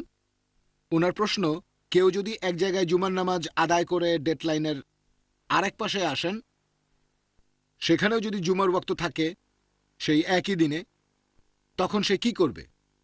উনি একজন অমুসলিম ভাই এই প্রশ্নটা করেছেন, আর ডক্টর নায়েকের কাছে তিনি এই প্রসঙ্গে জানতে চান। ভাই আপনি প্রশ্ন করলেন যে ধরেন একজন লোক ভ্রমণ করছে, আর ডেডলাইন বলে একটা ব্যাপার আছে, আন্তর্জাতিক তারিখ রেখা, একটা কোনো দেশের উপর দিয়ে যায়নি, সমুদ্রের উপরে একজন লোক জুমার নামাজ পড়ে ডেডলাইন অতিক্রম করলো, এভাবে অন্য পাশে চলে গেল, সেখানেও জুমার ওয়াক্ত আসলো, তখন সে কী করবে? যদি এ ধরনের পরিস্থিতি হয়, যেমন ধরেন আপনি ঈদ পালন করলেন, ঈদ পালন করবেন তাদের সাথে যেখানে অবস্থান করছেন, তাহলে এক জায়গায় ঈদ করলেন, ঈদের নামাজ পড়লেন, তারপর এমন জায়গায় আসেন এক জায়গার লোকদের সাথে রোজা রেখেছেন, রোজা শেষ করেছেন, তারপর আসলেন নতুন দেশে, যেমন ধরেন সৌদি আরবে রোজা রাখা শুরু করলেন, রোজা শেষ করলেন, ঈদ পালন করলেন, তারপর আপনি আসলেন ইন্ডিয়ায়, যেখানে 1 বা 2 দিন পরে ঈদ হয়ে থাকে। আপনাকে আরেকবার ঈদের নামাজ পড়তে হবে না। আপনি যদি জুমার নামাজ পড়ে ডেডলাইন অতিক্রম করেন, সেখানেও জুমা পড়ল, সেখানে আপনাকে জুমার নামাজ পড়তে হবে না। তবে এরকম হওয়ার সম্ভাবনা খুবই কম, কারণ ভ্রমণ করতে যে সময় লাগে সেটা অনেক সময়, আপনাকে পৃথিবীর এক প্রান্ত থেকে আরেক প্রান্তে যেতে হবে। তবে যদি এরকম হয় আপনি জুমার নামাজ পড়েছেন, তারপর আবার জুমার নামাজ পড়তে হবে না, কারণ সেই দিনের জুমা আপনি পড়ে ফেলেছেন। আর যদি নামাজ পড়েনও, সে সময় এটা ফরজ হয়ে যাবে না, আপনি জোহরের নামাজও পড়তে পারেন, যদি জুমার নামাজও পড়েন কোনো সমস্যা নেই। একটা পয়েন্ট বলি, ভ্রমণকারীর জন্য জুমার নামাজ ফরজ না। ভ্রমণকারীর জন্য জুমার নামাজ ফরজ না। যদি ভ্রমণ করেন জুমা আপনার জন্য ফরজ না। যদি মিস করেন, হয়তো প্লেনে আছেন বা ভ্রমণ করছেন, এটা আপনার জন্য ফরজ না। যদি নামাজ পড়েন আলহামদুলিল্লাহ। যদি আরও একবার জুমা পড়তে চান সমস্যা নেই, আপনি ফরজ নামাজ আবারও পড়তে পারেন। ধরেন আমি মাগরিবের নামাজ পড়লাম, একটু পরে জামাত হলো। একটা হাদিস আছে, একজন লোক জামাতে যোগ দিল না। নবীজি বললেন, তুমি কি মুসলিম? সে বলল, হ্যাঁ। তুমি জামাতে যোগ দিলে না কেন? সে বলল, আমি নামাজ পড়েছি। তাহলে আরেকবার পড়ছো না কেন? যদি ফরজ আরেকবার পড়া যায় তাহলে জুমার নামাজ আরেকবার পড়া যাবে, এতে কোনো সমস্যা নেই। তবে ভ্রমণকারীর জন্য জুমা ফরজ না। আশা করি উত্তরটা পেয়েছেন। আসসালামু আলাইকুম। এখানে একজন বোন জানতে চাচ্ছেন, পুরুষ আর মহিলাদের জন্য নামাজ পড়ার নিয়মটা কি এক? আর হানাফি এবং শাফিদের নামাজের নিয়মে কি পার্থক্য? বোন, আপনি প্রশ্ন করলেন যে নামাজ পড়ার নিয়মটা পুরুষ আর মহিলাদের ক্ষেত্রে এক কিনা, শাফি আর হানাফির ক্ষেত্রে এক কিনা। আমাদের নবীজি মুহাম্মদ সাল্লাল্লাহু আলাইহি ওয়াসাল্লাম বলেছেন, এটা আছে সহিহ বুখারীতে খণ্ড নম্বর 1। নবীজি বলেছেন, নামাজ পড়ো যেভাবে আমাকে পড়তে দেখেছো। নবীজি এটা বলেননি যে মহিলারা একভাবে নামাজ পড়বে, পুরুষরা আরেকভাবে নামাজ পড়বে। আরেকটা হাদিস, এটা হচ্ছে সহিহ বুখারী খণ্ড 1 বুক অফ সালাহ, যে সাহাবিয়াগণও পুরুষদের মতো করে নামাজ পড়তেন। পুরুষ আর মহিলাদের নামাজ পড়ার জন্য আলাদা কোনো নিয়ম নেই। নামাজ পড়বেন সেভাবে যেভাবে নবীজি পড়তেন, সে আপনি পুরুষ হন বা মহিলা হন। আমি জানি বাজারে এরকম কিছু বই পাওয়া যায়, ইন্ডিয়া সহ সারা পৃথিবীতেই বিভিন্ন মতবাদের লোকজন বলে মহিলাদের জন্য নামাজ পড়ার নিয়মটা আলাদা আর পুরুষদের নামাজ পড়ার নিয়ম আলাদা। এরকম কোনো হাদিস নেই। ইসলাম সম্পর্কে যদি কিছু বলেন সেখানে কোরআন বা সহিহ হাদিসের রেফারেন্স থাকতে হবে, সব সময় কোরআন এবং সহিহ হাদিস। তাহলে যখন রেফারেন্স দেবেন যে কোনো বিশেষজ্ঞ হোক, পৃথিবীর সবচেয়ে বড় বিশেষজ্ঞ, যদি তিনি কিছু বলেন প্রমাণ থাকতে হবে, কোরআন এবং সহিহ হাদিস প্রমাণ দেখাতে হবে। قل هاتوا برهانكم। প্রমাণ পেশ করো ইন কুনতুম সাদিকিন। এমন কোনো হাদিস নেই বা কোরআনের আয়াত নেই যেটা বলছে যে নামাজ পড়ার নিয়মটা পুরুষ এবং মহিলাদের আলাদা। আমি জানি অনেক বিশেষজ্ঞ নিজস্ব দৃষ্টিভঙ্গি থেকে বলে থাকেন যেহেতু মহিলাদের নিরাপত্তা দরকার তারা আলাদাভাবে নামাজ পড়বে, এটা হচ্ছে তাদের দৃষ্টিভঙ্গি। কিন্তু নবীজি কখনো বলেননি নামাজ পড়বো যেভাবে নবীজি পড়তেন। এবারে হানাফি এবং শাফি মাযহাবে নামাজের নিয়ম সম্পর্কে বলি। আমি জানি এদের মধ্যে কিছু পার্থক্য আছে। হানাফিরা নামাজের সময় হাত বাঁধে নাভির নিচে, শাফিরা হাত বাঁধে বুকের উপরে, তারা তাকবীর দেয়, আমিন শব্দটা জোরে বলে। এখানেও আগের উত্তরটাই। সহিহ বুখারী, নবীজি বলেছেন খণ্ড নম্বর 1 বুক অফ সালাহ, নামাজ পড়ো যেভাবে আমাকে পড়তে দেখেছো। আর এই চারজন ইমাম, ইমাম শাফি, ইমাম আহমদ ইবনে হাম্বল, ইমাম আবু হানিফা, ইমাম মালিক, এই চারজন বিখ্যাত ইমামই বলেছেন যদি দেখো আমার কোনো ফতোয়া আল্লাহ এবং রাসূলের বিরুদ্ধে যাচ্ছে, ফতোয়া দেওয়ালে ছুঁড়ে মারো। আমি জানি আবু হানিফা রাদিয়াল্লাহু আনহু বিখ্যাত বিশেষজ্ঞ, তাকে শ্রদ্ধা করি, ভালোবাসি। মানুষে বলে যে তিনি বলেছেন যখন তোমরা নামাজ পড়বে নাভির নিচে হাত বাঁধবে। আবু দাউদে একটা হাদিস আছে, আবু দাউদ খণ্ড নম্বর 1 বুক অফ সালাহ, বলা হয়েছে নবীজি নামাজের সময় নাভির নিচে হাত বাঁধতেন। তবে এটা জয়ীফ হাদিস। ঠিক এর পরের হাদিসটাই বলছে, যেটা সহিহ হাদিস, যে নবীজি হাত বাঁধতেন নাভির উপরে। আরও সহিহ হাদিস আছে সহিহ ইবনে খুজাইমা, যেটা বলছে নবীজি হাত বাঁধতেন বুকের উপরে। সহিহ হাদিস যখন বলছে নবীজি বুকের উপর হাত বাঁধতেন, নাভির নিচের হাদিসটা জয়ীফ।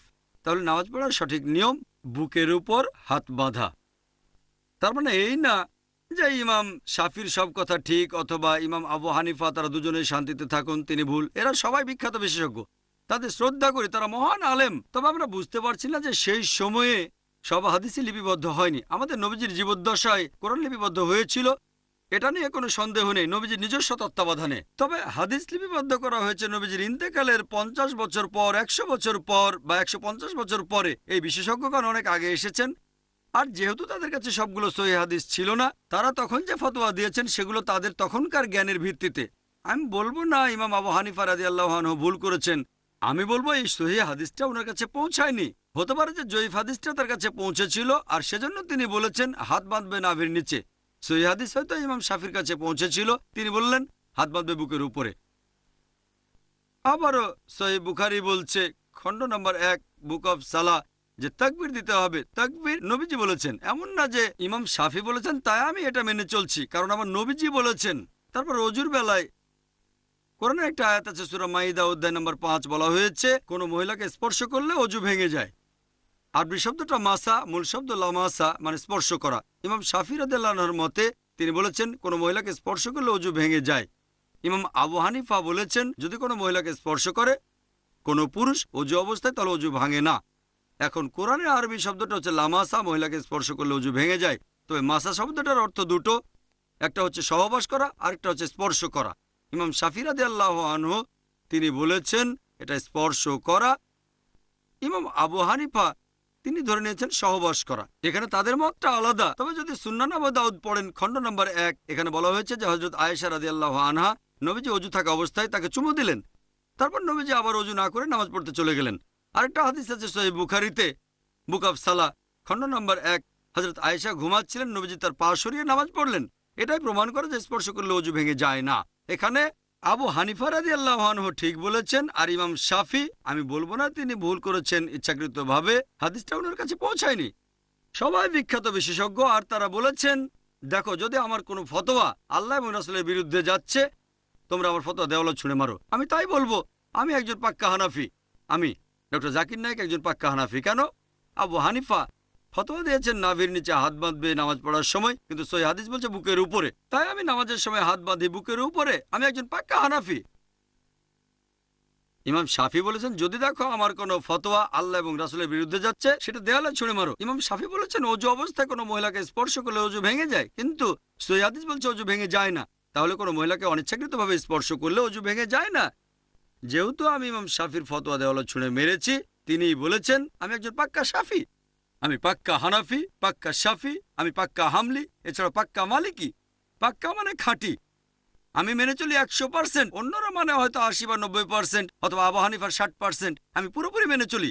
এই চারজন ইমামই বলেছেন যদি দেখো আমার কোনো ফতোয়া আল্লাহ এবং রাসূলের বিরুদ্ধে যাচ্ছে ফতোয়া দেওয়ালে ছুঁড়ে মারো। এই চারজন ইমামই বিখ্যাত বিশেষজ্ঞ, তাদের শ্রদ্ধা করি।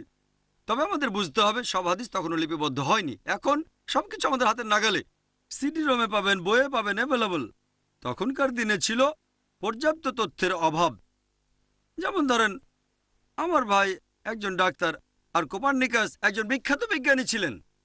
তবে বিজ্ঞানের ব্যাপারে কোপার্নিকাসের চেয়ে আমার ভাইয়ের জ্ঞান অনেক বেশি, আইনস্টাইনের চেয়েও। তবে আইনস্টাইন আরও মেধাবী ছিলেন। এখন বিজ্ঞান অগ্রসর হয়ে গেছে, তার মানে এই না যে আমার ভাই আইনস্টাইনের চেয়ে অনেক বেশি মেধাবী। আইনস্টাইন আমার ভাইয়ের চেয়ে অনেক বড় জিনিয়াস। তবে যেহেতু অনেক বছর পার হয়ে গেছে, আমার ভাই বিজ্ঞান সম্পর্কে তথ্য বেশি জানে, আধুনিক তথ্য বেশি জানে। তবে বেশি মেধাবী আইনস্টাইন, আইজাক নিউটন বা কোপার্নিকাস। যেহেতু বিজ্ঞান অগ্রসর হয়েছে তাই আমরা একটু বেশি তথ্য জানি। এই চারজন ইমামও জিনিয়াস ছিলেন, তাদের ভালোবাসি, শ্রদ্ধা করি। তবে এখন অনেক কিছু লিপিবদ্ধ হয়েছে, আর আমাদের বুঝতে হবে আল্লাহ পবিত্র কোরআনে বলেছেন সূরা আল ইমরান অধ্যায় নম্বর 3 আয়াত 103, ওয়াতাসিমু বিহাবলিল্লাহি জামিআ ওয়া লা তাফাররাকু। তোমরা আল্লাহর রজ্জু শক্ত করে ধরো, পরস্পর বিচ্ছিন্ন হয়েও না। আমরা বিভিন্ন দলে ভাগ হব না। আর নামাজ পড়ার একমাত্র নিয়ম সেটা হানাফি, শাফি বা মালিকিদের নিয়মে না, হবে আমাদের নবীজির নিয়মে। আর ইমাম আবু হানিফা রাদিয়াল্লাহু আনহু, ইমাম শাফি রাদিয়াল্লাহু আনহু বলেছেন তোমরা যদি দেখো আমার কোনো ফতোয়া আল্লাহ এবং রাসূলের বিরুদ্ধে যাচ্ছে আমার ফতোয়া দেওয়ালে ছুঁড়ে মারো। তাহলে পাক্কা হানাফি হিসেবে সহিহ হাদিসের কথা মেনে চলবেন, পাক্কা শাফি হিসেবেও আপনি সহিহ হাদিসের কথা মেনে চলবেন। তাহলে সত্যিকারের ইসলাম মেনে চলা হবে। আশা করি উত্তরটা পেয়েছেন। আপনারা দয়া করে টপিকের সাথে প্রাসঙ্গিক প্রশ্ন করবেন। আমার নাম কুমার স্বামী হরিহরন। আমার প্রশ্ন ডক্টর জাকির নায়েকের কাছে। আমার এক বন্ধু কোরআন কিনে আমার রুমে আসলো। আমি তখন খুব আগ্রহ নিয়ে সেই বইটা একটু দেখতে গেলাম। তখন আমার বন্ধু বলল যে এটা হলো পবিত্র বই, যেহেতু এর কথাগুলো সরাসরি ঈশ্বরের বাণী, তুমি এটা ধরবে না। তখন থেকে আমার বন্ধু যদি বাড়িতেও যায় তখন আমি সেটা স্পর্শ করি না। এটা সঠিক না ভুল সেটা আমি জানি না, তার কথাটা ঠিক না ভুল সেটা জানি না। আমার আরেকটা প্রশ্ন আছে। আমার আরেক বন্ধু, সে তখন ঈদের ছুটিতে বাড়ি যাচ্ছিল। সে বলল যে হরিহরন আমি বাড়ি যাচ্ছি। তখন আমি আবেগের বশে তাকে জড়িয়ে ধরতে গেলাম। তখন সে বলল না, আমরা কোলাকুলি করব না। আমি বললাম, আজকের দিনে কি কোলাকুলি করা নিষেধ? আমি জানতাম না, তাই জিজ্ঞাসা করেছিলাম যে আজকের দিনে কি কোলাকুলি করা নিষেধ। সে বলল, না, তুমি কখনোই মুসলিমদের সাথে কোলাকুলি করবে না। এই কথাটা আরেক বন্ধুকে জিজ্ঞাসা করেছিলাম, সে বলেছিল যে না, এটা ভুল কথা, আমরা কোলাকুলি করতে পারবো। সেই সময় থেকেই যখনই মুসলিমদের সাথে কোলাকুলি করি তখন নিজেকে দোষী মনে হয়, হয়তো আমি ভুল করছি। এই ব্যাপারে আপনি কিছু বলবেন? ভাই, এখানে দুটো গুরুত্বপূর্ণ প্রশ্ন করেছেন, দুটো বড় ভুল ধারণা। আপনার প্রথম প্রশ্নটা ছিল, আপনি যখন কোরআন ধরতে গিয়েছিলেন আপনার বন্ধু বলেছিল না, কোরআন ধরতে পারবে না, এটা সর্বশক্ত ঈশ্বরের বাণী।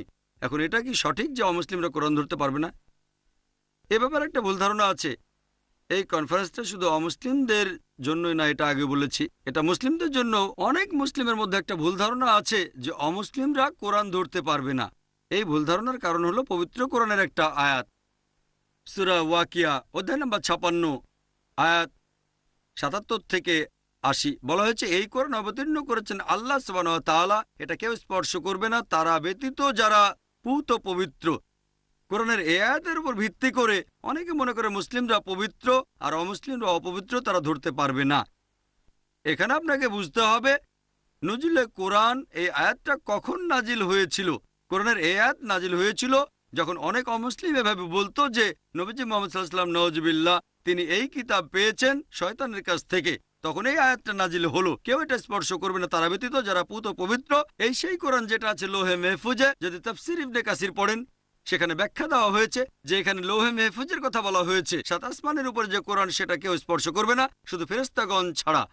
এখানে আরবি শব্দটা মুতাহারিন, তার মানে ফেরেশতাগণের কথা বলা হয়েছে। তারা শুধু শারীরিকভাবে পবিত্র নন, তারা একেবারে নিষ্পাপ। তাহলে লোহে মেহফুজে যে কোরআন আছে সেটা কেউ স্পর্শ করবে না শুধু ফেরেশতাগণ ছাড়া। যদি শয়তান এর কোনো কিছু নিতে চায় সে কাছেই আসতে পারবে না। এখানে বলা হচ্ছে না যে অজু ছাড়া কেউ ধরতে পারবে না। যদি বলা হতো অজু ছাড়া কেউ ধরতে পারবে না, তাহলে যে কোনো অমুসলিম 150 টাকা দিয়ে একটা কোরআন কিনে স্পর্শ করতে পারত, তাহলে কোরআন ভুল প্রমাণিত হয়ে যেত।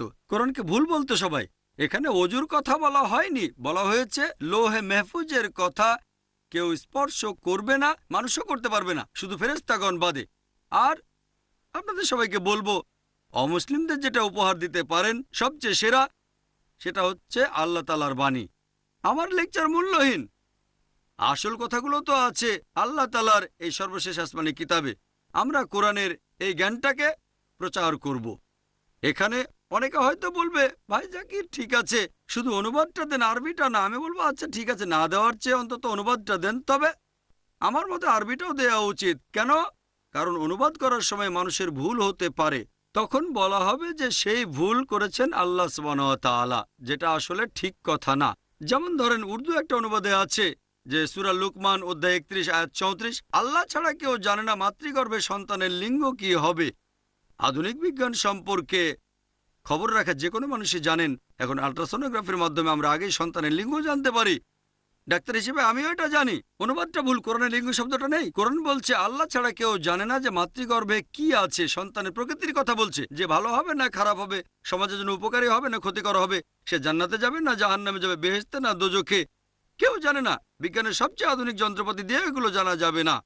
এখানে অনুবাদক ভুল করেছেন। তাই যদি আরবিটাও দেন তাহলে যারা আরবি জানে তারা বুঝতে পারবে যে অনুবাদক ভুল করেছে, আল্লাহ তাআলা ভুল করেননি। আমি অবশ্য আরবি সহ অনুবাদ দেওয়ার পক্ষপাতী। যদি আল্লাহ এজন্য আমাকে দায়ী করেন তাহলে শ্রেষ্ঠ মানুষের সঙ্গে থাকবো। কেন জানেন? কারণ আমাদের নবীজি মুহাম্মদ সাল্লাল্লাহু আলাইহি সাল্লাম তিনি যখন অমুসলিম রাজাদের কাছে দূত পাঠিয়েছেন, তিনি চিঠিতে কোরআনের আয়াত লিখিয়েছেন সাহাবীগণকে দিয়ে। এরকম একটা চিঠি আপনারা তুরস্কের কপটাকি মিউজিয়ামে দেখতে পাবেন। নবীজি সাল্লাল্লাহু আলাইহি সাল্লাম সেই চিঠিতে কোরআনের আয়াতটা লিখিয়েছিলেন সূরা আল ইমরান অধ্যায় 3 64 নম্বর আয়াত। বলা হয়েছে, কুল ইয়া আহলাল কিতাব বলো হে কিতাবীগণ, তাআলাউ ইলা কালিমাতিন সাওয়াইন বাইনা বাইনাকুম, এসো সেই কথা যা আমাদের ও তোমাদের মধ্যে এক। প্রথম সাদৃশ্য কি? আল্লাহ না'বুদা ইল্লাল্লাহ, আমরা আল্লাহ ব্যতীত কারো ইবাদত করব না, ওয়ালা নুশরিকা বিহি শাইয়্যান, অন্য কাউকে তার শরীক করব না। ওয়ালা ইয়াত্তাখিযা বা'দুনা বা'দান আরবাবান মিন দুনিল্লাহ, আমরা আমাদের মধ্য থেকে অন্য কাউকে আল্লাহ ব্যতীত রব হিসেবে গ্রহণ করব না। ওয়াইন তাওয়াল্লাহ, যদি তারা মুখ ফিরিয়ে নেয় ফাকুলু শাদু, বলো তোমরা সাক্ষী থাকো বিআন্না মুসলিমুন, আমরা মুসলিম, আল্লাহর কাছেই আত্মসমর্পণ করি। নবীজি মুহাম্মদ সাল্লাল্লাহু আলাইহি সাল্লাম চিঠিতে কোরআনের আয়াত লিখিয়েছিলেন অমুসলিমদের দেওয়ার জন্য। অনেক অমুসলিম চিঠি পেয়ে ইসলাম গ্রহণ করেছিল, আলহামদুলিল্লাহ। কেউ চিঠি পেয়ে ছিঁড়ে ফেলেছিল, অনেকে পায়ের নিচে ফেলে দিয়েছিল। নবীজি সাল্লাল্লাহু আলাইহি ওয়াসাল্লাম কোরআনের আয়াত পাঠিয়েছেন অমুসলিমদের, তারা সেগুলো পায়ের নিচে মারিয়েছিল। তাহলে ভাই কোরআন ধরতে কোনো সমস্যা নেই। অমুসলিম হয়েও আপনি কোরআন পড়তে পারেন। আমরা মুসলিমরা কোরআনকে আগলে রাখার চেষ্টা করি। এটা আমাদের সম্পত্তি না, সব মানুষের সম্পত্তি। এটা আল্লাহ সুবহানাহু ওয়া তাআলার বাণী। আপনি অনুবাদটাও পড়তে পারেন, অনুবাদটা পড়েন। যদি কোনো কিছু আপনার ভালো লাগে সেটা মেনে চলেন। যদি কোনো প্রশ্ন থাকে তাহলে এমন কাউকে জিজ্ঞেস করেন যিনি কোরআন সম্পর্কে ভালো জানেন। কোরআন ধরতে পারেন, কোনো সমস্যা নেই। যদি কেউ বলে আপনি কোরআন ধরতে পারবেন না, তার কাছে প্রমাণ চাবেন। কোরআনের কোনো আয়াত নেই, কোনো হাদিসও বলছে না যে আপনি ধরতে পারবেন না। এবার আপনার দ্বিতীয় প্রশ্নে আসি, অমুসলিম কোনো মুসলিমকে জড়িয়ে ধরতে পারবে, অথবা একজন মুসলিম কোনো অমুসলিমকে জড়িয়ে ধরতে পারবে কিনা? ভাই আলহামদুলিল্লাহ, এতে কোনো সমস্যা নেই। আমাদের নবীজি সাল্লাল্লাহু আলাইহি সাল্লাম অনেক অমুসলিমকে জড়িয়ে ধরেছেন। সাহাবাগণ, হোক সে কালো বা সাদা, ধনী বা গরিব, হলুদ বা বাদামি, রাজা বা ফকির, কোনো সমস্যা নেই আলহামদুলিল্লাহ। এটা তো ভালো, সার্বজনীন ভ্রাতৃত্বের একটা দৃষ্টান্ত।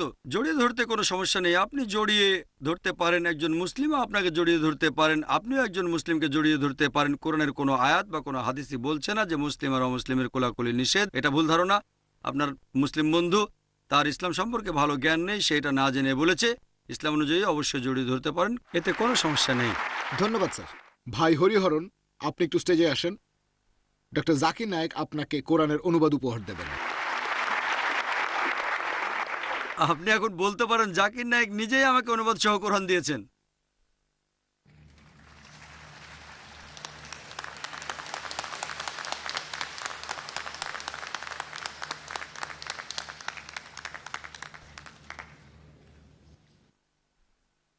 আমাদের সময় প্রায় শেষ, আর একটা প্রশ্নের পর ইনশাল্লাহ আমরা অনুষ্ঠান শেষ করব। আসসালামু আলাইকুম, আমার নাম শাকিল আহমেদ। মনে করেন এই বছর আমার কাছে 100 গ্রাম সোনা আছে, আর এই বছরে জাকাত দিলাম। এই 100 গ্রাম সোনা পরের বছরও আমার সাথে থাকলো। পরের বছরে অন্যান্য ইনকামের পাশাপাশি এই 100 গ্রাম সোনার উপরেও কি আমাকে জাকাত দিতে হবে? ভাই একটা প্রশ্ন করলেন, শুধু মাদ্রাজের মানুষই করতে পারে, চেন্নাইয়ের অন্য কোথাও না। আমি জানি অনেকে ভুল ধারণা থেকে এটা বলেন যে যদি এই বছরে আপনি জাকাত দেন পরের বছর জাকাত দেওয়া লাগবে না। এমন হাদিস নেই। উল্টো নবীজি সাল্লাল্লাহু আলাইহি সাল্লাম বলেছেন, এমন অনেক সহিহ হাদিস আছে যেগুলো বলছে আপনি জাকাত দেবেন মোট 2.5%, যেটা নিসাব লেভেলের উপরে 85 গ্রাম স্বর্ণের উপরে আছে। এছাড়াও আরও আছে যে হযরত ওমর রাদিয়াল্লাহু আনহু বলেছেন, যারা এখনো জাকাত দেয়নি আমি তাদের জাকাত দেয়া নিশ্চিত করব। তারা আগের বছর জাকাত দিয়েছে। অনেক সহিহ হাদিসও আছে, যেমন সহিহ বুখারীতে আছে, হযরত ওমর রাদিয়াল্লাহু আনহু বলেছেন, যারা আবার জাকাত দেয়নি, আবার মানে তারা তো আগে দিয়েছে। আর এই ভুল ধারণাটার উপর ডক্টর বিলাল ফিলিপস একটা বই লিখেছেন। তিনি সেই বইটাতে প্রমাণ করে দেখিয়েছেন যে আপনাকে জাকাত দিতে হবে প্রত্যেক বছরে। যদি সোনাটা হারিয়ে ফেলেন, কাছে না থাকে, তাহলে দিতে হবে না। যদি কাছে থাকে, প্রত্যেক হিজরি বছরে, এটা প্রত্যেক হিজরি বছরে যদি এক বছর আপনার কাছে থাকে কমপক্ষে জাকাত দেবেন। যদি পরের বছরও সেটা আপনার কাছে থাকে, আবারও দিতে হবে। প্রত্যেক হিজরি বছরে নিসাব লেভেলের উদ্বৃত্তের 2.5% জাকাত দিতে হবে। আশা করি উত্তরটা পেয়েছেন। নাম আব্দুল কুদ্দুস। আপনার কাছে আমার প্রশ্ন হলো, রাসূল সাল্লাল্লাহু আলাইহি সাল্লাম তিনি অনেক হাদিসে বলেছেন যে কবরের মধ্যে মৃতদেহকে শাস্তি দেয়া হবে, তার মানে গোর আযাব। কিন্তু যাদের মৃতদেহ কবর দেয়া হয়নি তারা কোন ধরনের শাস্তি পাবে, তারা সেটা কিভাবে পাবে আর কোথায় পাবে? আসসালামু আলাইকুম। ভাই প্রশ্ন করলেন যে নবীজি মুহাম্মদ সাল্লাল্লাহু আলাইহি সাল্লামের হাদিসে আছে যে কবরে শাস্তি হবে, যেটা গোর আযাব, কবরে মৃতদেহ শাস্তি পাবে। এটাকে বলা হয় বারজাক। বারজাক মানে মধ্যবর্তী সময়টা, মারা যাওয়ার পরে আর পুনরুত্থানের আগে, সেটাই বারজাক, মধ্যবর্তী সময়। যাদের কবর দেওয়া হবে না তাদের কি হবে? এখানে নবীজি যখন বলেছেন কবর, তার মানে মৃত্যুর পরে আর পুনরুত্থানের আগে। যদি কেউ পানিতে ডুবে মারা যায় তার তো কবর হবে না। কেউ যদি পুড়ে মারা যায় আগুনের মধ্যে, অথবা অন্য ধর্মের অনুসারী মারা গেল, এইসব ক্ষেত্রেও পুনরুত্থান হওয়ার আগে, মারা যাওয়ার পরে, পুনরুত্থানের আগে যদি আল্লাহ শাস্তি দিতে চান সে শাস্তি পাবে, যদি আল্লাহ পুরস্কার দিতে চান পুরস্কার পাবে। ব্যাপারটা এমন না যে তার শরীরটা মাটির নিচেই থাকতে হবে আর তাহলে সে শাস্তি পাবে। শরীর না থাকলেও হবে, আর চূড়ান্ত বিচার হবে রোজ কিয়ামতের দিন। আল্লাহ পবিত্র কোরআনে বলেছেন সূরা আল ইমরান অধ্যায় নম্বর 3 আয়াত 185, আল্লাহ বলেছেন कुल्लु नफ्सिन जायकातुल मौत। সকল জীবী মৃত্যুর স্বাদ গ্রহণ করবে, তবে চূড়ান্ত বিচার হবে কিয়ামতের দিনে। পৃথিবীর এই জীবনটা একটা পরকালের জন্য পরীক্ষা, এটা আছে পবিত্র কোরআনের সূরা মুলক অধ্যায় 67 আয়াত 2। তবে পৃথিবীতে আংশিক শাস্তি পেতে পারেন, নাও পেতে পারেন, আংশিক পুরস্কার পেতে পারেন, নাও পারেন, বারজাখের সময় পেতে পারেন, তবে একেবারে চূড়ান্ত বিচার, একেবারে চূড়ান্ত রায় সেটা পাবেন পুনরুত্থানের পর। এটাই হবে একেবারে শেষ বিচার। তিনি মালিক ইয়াউমিদ্দিন, তিনি শেষ বিচার দিবসের মালিক। আশা করি উত্তরটা পেয়েছেন। হ্যাঁ ভাই, প্রথমে আপনার পরিচয় দেন। আমি এনএসকে, ব্যাঙ্গালোর থেকে এসেছি, কর্ণাটকা। আমি শান্তি চাই, আর আমি মুসলিমদের ভালোবাসি। আর ইন্ডিয়ার মতো একটা দেশে অনেক ধর্মের অনুসারী, আমরা সবাই একসাথে থাকব, শান্তিতে থাকব, ভাইয়ের মতো থাকব। তবে বর্তমান সময়ের এই প্রেক্ষাপটে আপনি এ সম্পর্কে কি কিছু বলবেন? ডক্টর জাকিরের কাছে এটা আমার অনুরোধ। ভাই আপনার পরিচয়টা দেবেন, আপনার নামটা? আমি এনএসকে, ব্যাঙ্গালোর থেকে এসেছি, কর্ণাটকা, সমাজকর্মী। আসলে উনি কর্ণাটকের এমএলএ। ভাই আমরাও আপনাকে ভালোবাসি, ভালোবাসি আপনাকেও। ভাই প্রশ্ন করলেন বর্তমানে এই সংঘাতময় সময়ের প্রেক্ষাপটে ভ্রাতৃত্বের জন্য আমি কি বলবো।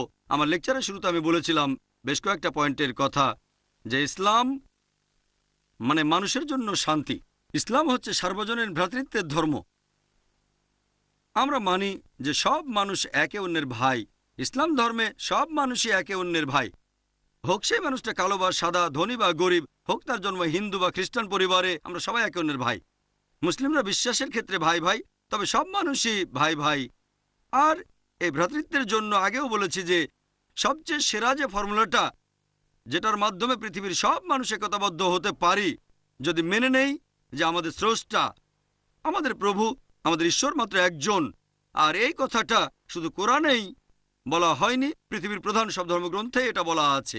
যদি হিন্দু ধর্মের গ্রন্থগুলো পড়েন, ভগবদ্গীতায় উল্লেখ করা হয়েছে অধ্যায় নম্বর 7 20 নম্বর অনুচ্ছেদ, বলা হয়েছে যে সব মানুষের বিচার বুদ্ধিকে জাগতিক আশা আকাঙ্ক্ষা কেড়ে নিয়েছে, তারা নকল ঈশ্বরের পূজা করে। এরপর আছে ছান্দোগ্য উপনিষদে অধ্যায় নম্বর 6 2 নম্বর অনুচ্ছেদের 1 নম্বর পরিচ্ছেদ, বলা হয়েছে एकम एविदित्यम। এই সংস্কৃত উদ্ধৃতিটির মানে ঈশ্বর কেবলমাত্র একজন, দ্বিতীয় কেউ নেই। এরপর শ্বেতাশ্বতর উপনিষদে আছে 6 নম্বর অধ্যায়ের 9 নম্বর অনুচ্ছেদে, বলা হয়েছে नाचास्य चसिज जनिता न कदीपा। মহান ঈশ্বরের কোনো বাবা মা নেই, তার কোনো প্রভু নেই, মহান ঈশ্বরের কোনো মা নেই, তার কোনো বাবা নেই, তার উপরে আর কেউ নেই। এরপর আরো আছে যজুর্বেদ 32 নম্বর অধ্যায়ের 3 নম্বর অনুচ্ছেদ, न तस्य प्रतिमा अस्ति। মহান ঈশ্বরের সমতুল্য কিছুই নেই, তার কোনো প্রতিমূর্তি নেই। আর হিন্দু ধর্মগ্রন্থের ব্রহ্মসূত্র বলছে एकम ब्राह्म दूसत्या नास्ते निया नास्ते किंचन। भगवान एक ही है, दूसरा नहीं है, नहीं है, नहीं है, जरा भी नहीं है। ঈশ্বর কেবলমাত্র একজন, দ্বিতীয় কেউ নেই, আর কেউ নেই, আর কেউ নেই, কোথাও কেউ নেই। পবিত্র কোরআনে একই কথা উল্লেখ করা হয়েছে সূরা ইখলাস অধ্যায় নম্বর 112 আয়াত 1 থেকে 4 বলা হয়েছে कुल हुवा अल्लाहु अहद। বলো তিনি আল্লাহ এক এবং অদ্বিতীয়। अल्लाहु समद। আল্লাহ অবিনশ্বর ও চিরস্থায়ী। लम यलिद वलम यूलद তিনি জন্ম নেননি, কাউকে জন্ম দেননি, वलम यकुल लहु कुफुवन अहद। তার সমতুল্য কিছুই নেই।